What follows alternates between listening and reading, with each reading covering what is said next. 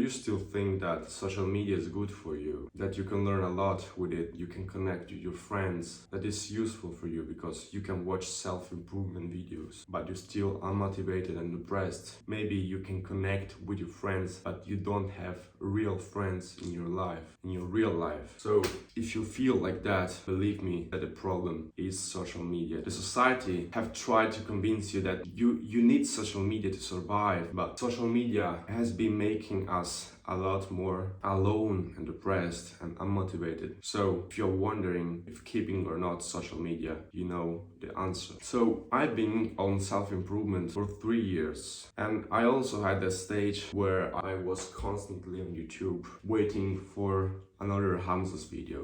You know, that famous YouTuber. He changed my life, he genuinely changed my life, but I was addicted to his videos, so this is not good. I was on YouTube waiting for new self-improvement videos, and honestly, I wasn't doing so much progress. The best period of my life is when I decided that I had to delete all social media. But I fear that by doing that, I would have lost a lot of potential learning, because it's right.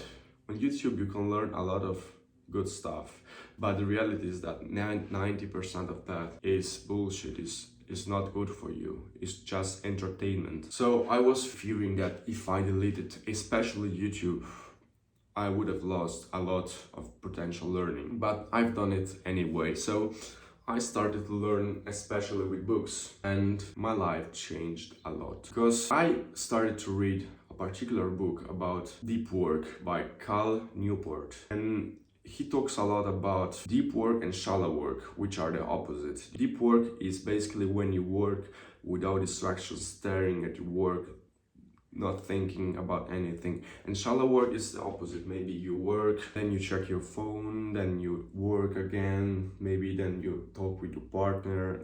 Those are the opposite. And deep work has become really rare in this society, especially because of social media. Do you remember the last time you had to study, maybe for an exam the next day, and you were reading, for example, the book, and then you had your phone on your table and it was on, and you were reading and checking your phone, but what you didn't know, by checking once your phone, you ruined 50 minutes of your focus. The capacity of focusing completely on one task has become really rare. So I think you have to delete at least Instagram, TikTok. Then you can keep something in order to message your friends. iMessage, WhatsApp.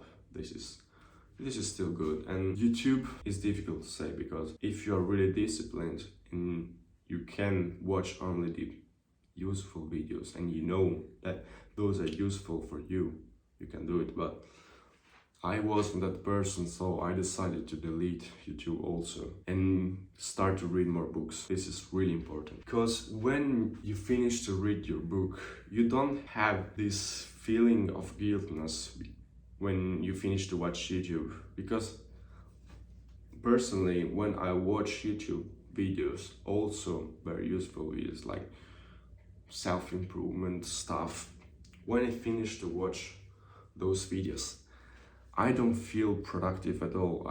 I feel like guilty about that. But when I read books, I feel good. I feel that I've been productive and all of that. But YouTube still a really good fount of information, especially if you want to copy a person and see what he does. You can really watch everything he does, copy, learn a lot of information, and speed up your progress. But if you don't have that discipline, you first have to delete everything.